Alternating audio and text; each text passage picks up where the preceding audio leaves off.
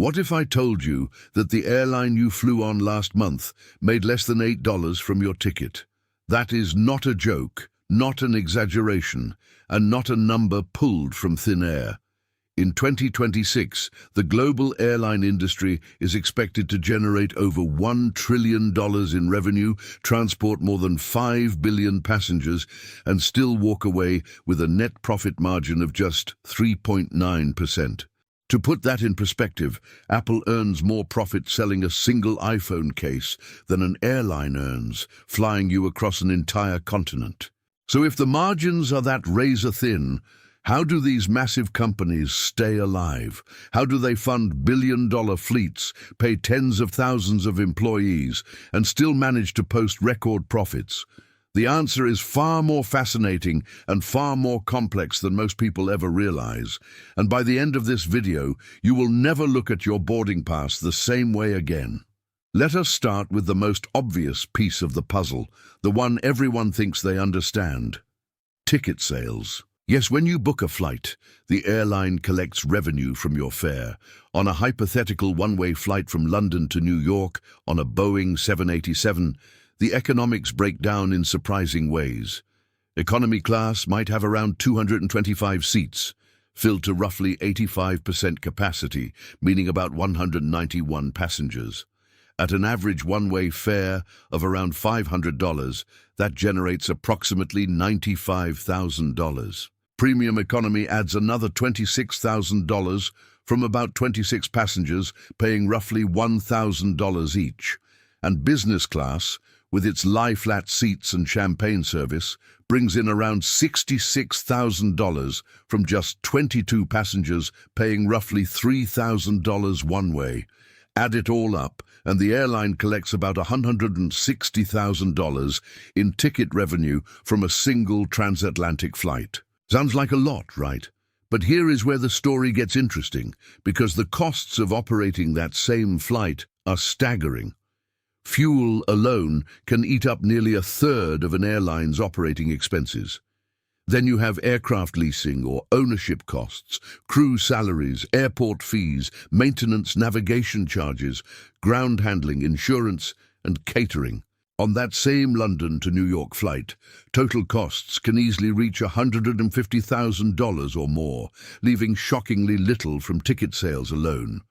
This is why the industry's average net profit per passenger in 2026 is expected to be just $7.90. Think about that the next time you complain about a $30 baggage fee. Would you have guessed that the airline barely makes $8 from your entire journey? And that brings us to the second major revenue stream, one that has quietly become a lifeline for carriers worldwide: ancillary revenue. This includes everything the airline sells you beyond the base ticket: checked baggage fees, seat selection charges, priority boarding, extra legroom, onboard food and beverages, Wi-Fi access, and travel insurance. In 2026, ancillary and other revenues across the global airline industry are projected to reach $145 billion, accounting for nearly 14% of total revenue. That is up from 12 to 13% before the pandemic, and it keeps climbing every year. Budget airlines like Ryanair and Spirit have built their entire business models around this concept, offering rock-bottom base fares and then charging for virtually everything else. Even legacy carriers have adopted this playbook aggressively. American Airlines pioneered the checked bag fee back in 2008 at just $15. Today, some carriers charge up to $99 for a single bag. The ancillary revenue model has fundamentally transformed how airlines think about pricing. The ticket is no longer the product, the ticket is the entry fee. Everything else is where the real money lives.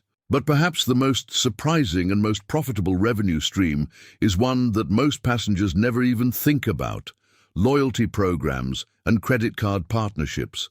This is where the airline industry has quietly engineered one of the most brilliant financial machines in modern business. Here is how it works. Airlines partner with major banks to offer co-branded credit cards. When you sign up for a Delta SkyMiles American Express card or a United Mileage Plus Chase card, the bank pays the airline for every mile you earn through spending. Every grocery run, every gas station fill-up, every online purchase generates miles, and for every single one of those miles, the bank is sending cash directly to the airline. The numbers are absolutely staggering. In 2025, Delta Airlines received $8.2 billion in cash from its partnership with American Express alone. That represented about 14% of Delta's total adjusted operating revenue and was actually 1.4 times larger than the airline's entire adjusted operating income. Let that sink in. Delta made more money from credit card partnerships than it did from actually flying airplanes. American Airlines reported $6.2 billion from its co-brand partners, a figure roughly 4 times its adjusted operating income. Delta has publicly stated it is on track to earn as much as $10 billion annually from its American Express relationship. These loyalty programs have become so valuable that Delta's SkyMiles program alone was valued at approximately $26 billion in 2024, a figure that at times has exceeded the market capitalization of the airline itself. The loyalty program is worth more than the company that created it. If that does not blow your mind, nothing will. Airlines are now restructuring their entire reward systems to push passengers toward these credit cards. Starting in April 2026, United Airlines announced that regular members without a co-branded card will earn only 3 miles per dollar spent on flights, while cardholders earn at least 6. American Airlines has stopped awarding miles on basic economy tickets entirely unless you hold their branded card. Delta lets customers use credit card spending to qualify for elite status. The message is clear. The airline wants you swiping that card every single day, not just when you fly. Would you ever have imagined that buying groceries with the right credit card matters more to an airline's bottom line than you actually boarding their plane? Now let us talk about a revenue source hidden beneath your feet: cargo. Roughly half of the world's air freight travels in the belly of passenger aircraft. A wide-body jet like the 787 can carry about 10 metric tons of cargo alongside passengers, generating around $7,000 in extra revenue per flight. Across the industry, cargo revenue is projected to reach $158 billion in 2026. E-commerce and semiconductor shipments for the artificial intelligence boom have kept air cargo demand remarkably strong. There is another layer most people never consider: dynamic pricing. Airlines were pioneers in using algorithms to maximize revenue from every seat. The price you pay can change dozens of times per day based on demand, departure date, and competitor pricing. 2 passengers sitting side by side might have paid wildly different amounts. This system squeezes every possible dollar from each departure, generating billions more than a fixed-price model ever could. So when you add it all up, the revenue picture looks nothing like what most people assume. The $53 trillion the industry is expected to generate in 2026.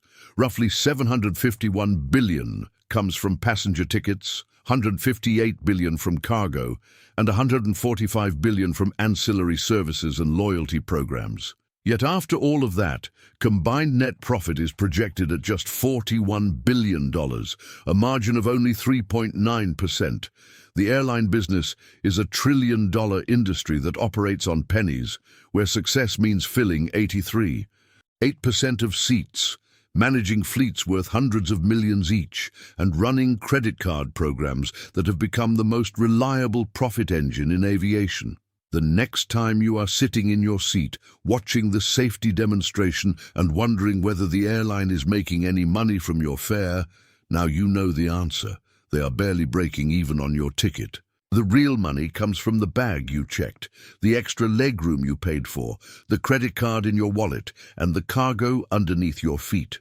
Airlines are not just transportation companies anymore. They are financial ecosystems, logistics networks, and loyalty program operators that happen to also fly airplanes. If this story surprised you, go ahead and hit that subscribe button so you do not miss our next deep dive into the business secrets hiding in plain sight. Drop a like if you learned something new today, and tell me in the comments, knowing all of this, do you think airlines deserve more profit, or are they already squeezing passengers for every last cent? I genuinely want to hear your take on this one.